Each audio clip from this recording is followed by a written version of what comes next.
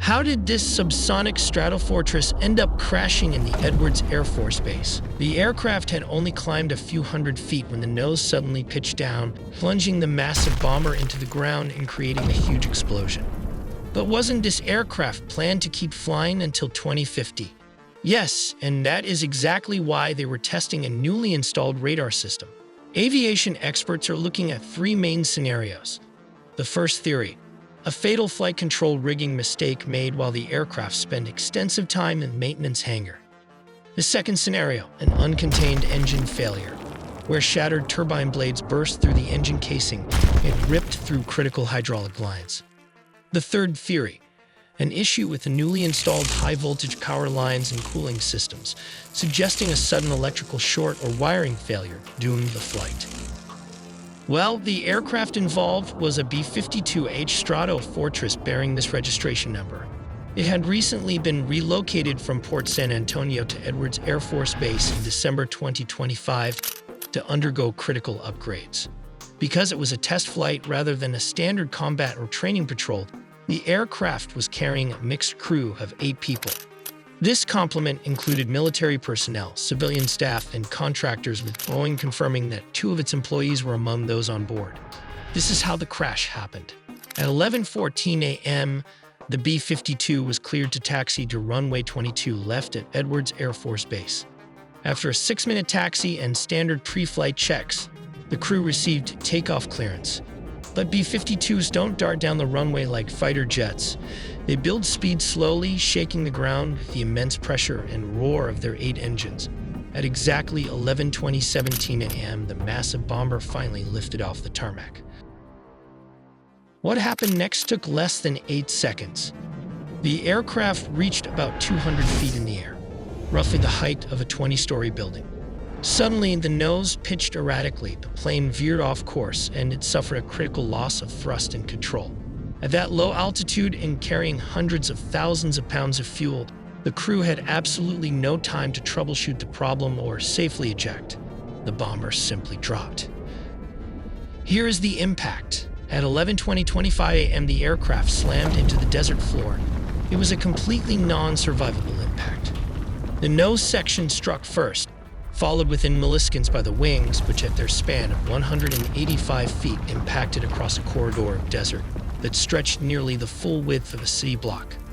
The fuel, hundreds of thousands of pounds of it, began its own physics immediately, dispersing, atomizing, igniting. The fireball rose within seconds to a height visible from the surrounding highway system.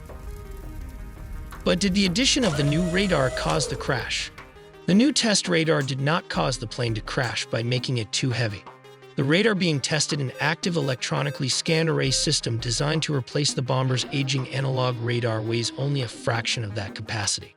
Furthermore, modern active electronically scanned array radars are often lighter and more compact than the legacy mechanical radar dishes they replace. A radar system upgrade would not overweight the aircraft or critically alter its center of gravity. But what are the different scenarios that could have led to this crash? In Scenario 1, we will look at the hidden flaw, a rigging error. The first possibility is a silent mistake made long before the aircraft ever reached the runway. This specific B-52 had just spent extensive time in a maintenance hangar to receive its new radar system. Like all B-52s, it relies on a complex, sprawling web of mechanical cables and hydraulic actuators to move its massive control surfaces. If those cables or hydraulics were rigged incorrectly during the overhaul, perhaps connected backward or improperly calibrated, the pilots wouldn't realize it while taxiing. The deadly surprise would come the exact moment the wheels left the ground. Instead of a smooth rotation, the control yokes would command immediate, violent, and uncontrollable movements.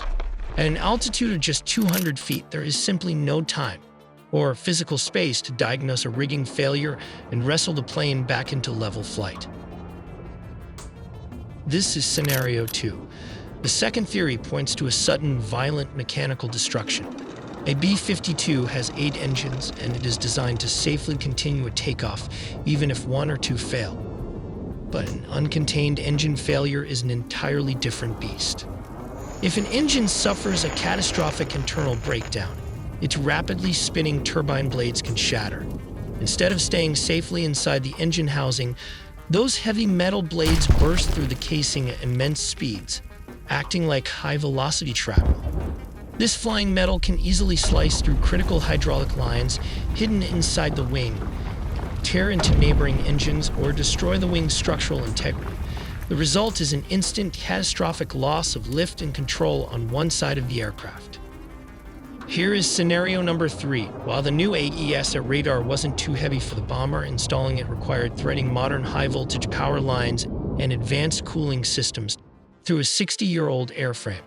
It is entirely possible that a sudden electrical short, a flash fire behind the instrument panels, or unexpected interference from the testing equipment itself occurred at the worst possible moment. If the aircraft's primary flight systems were disabled or the flight deck displays went dark right as the plane lifted off, the crew would be flying blind at the most critical phase of flight. Flight testing inherently pushes the boundaries of these older machines, which is why test missions carry such specialized crews. But does the B-52 have ejection seats?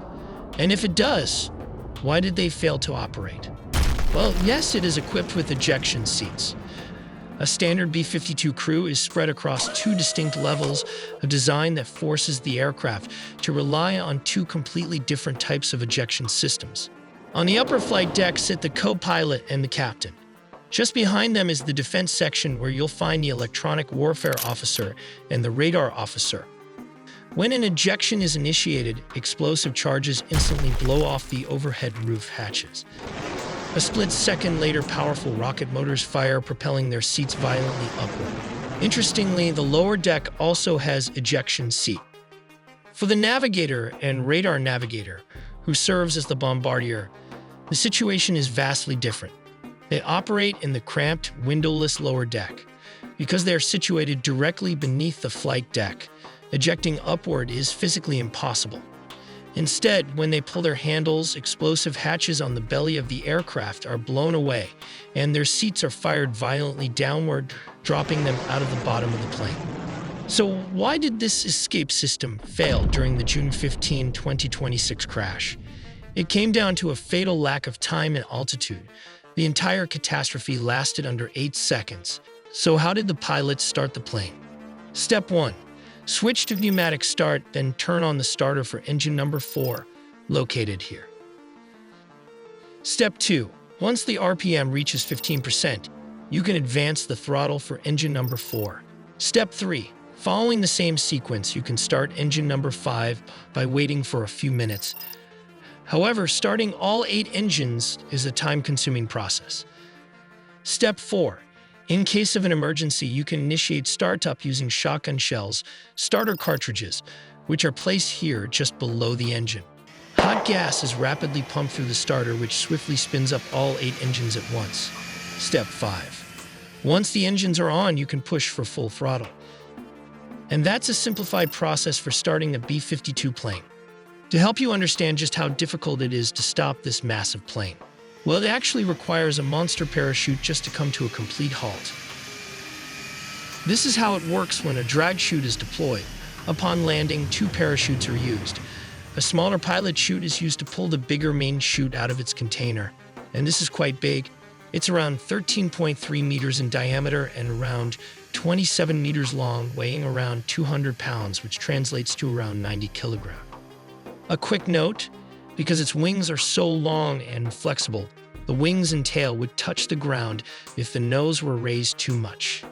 This is the reason it does not rotate like a regular aircraft while taking off, but requires a long runway to create lift and flies almost horizontally. Interestingly, the landing gear can crab walk, meaning it moves sideways.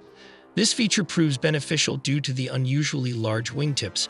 However, its primary purpose for having the crab walk is to counter the crosswind effect during landings in windy conditions. You also need to stop your data from spam mails, jump calls, and online breaches. This data doesn't just result in spam and scam attempts. It can also affect your insurance rates and ultimately will lead into a loan denial just when you might need credit. Incogni helps protect your privacy by regularly scanning and preventing data brokers from re-uploading your information. You'll also get a clear real-time dashboard to track the status of your data. As an add-on with Incogni Unlimited plans, you can gain access to this custom removal tool. That's where Incogni comes in. Just copy the link of any site exposing your information. Go to the Custom Removals tool, paste the link, and click Submit. That's it. Take your personal data back with Incogni. Use code AITELI with the link below at incogni.com/AITELI and get 60% off on an annual plan.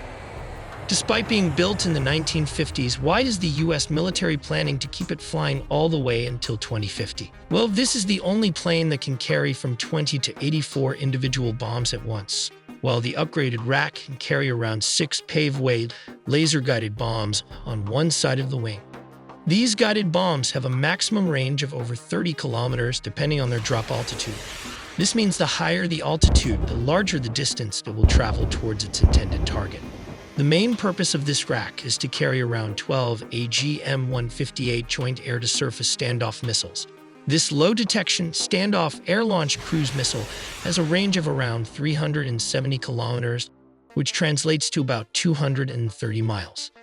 This capability means that, for example, a bomber equipped with this system can target any military installation near a border, offering a lower-cost alternative to other cruise missiles.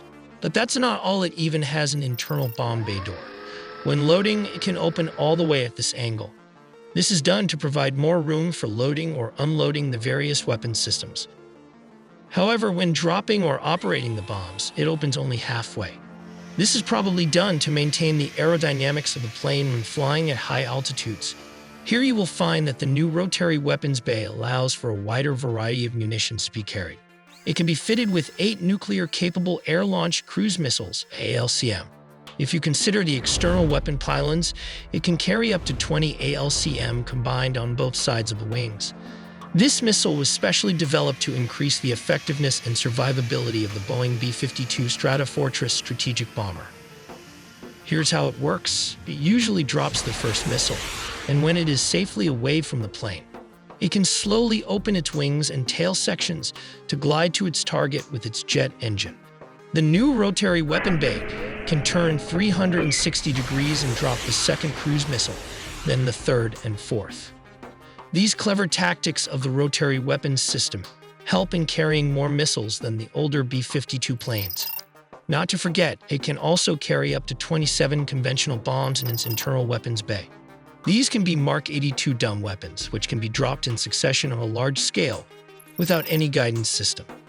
Let's take a look at how the weapons systems officer operates in this simple process. Remember the laser-guided bombs we talked about earlier? This is the targeting pod that helps aim at moving targets. Inside the weapons systems officer section, they can laser designate the target with this controller located here. This joystick helps turn the targeting pod and guide the laser-equipped weapons. When ready, they can flip the switch on the button.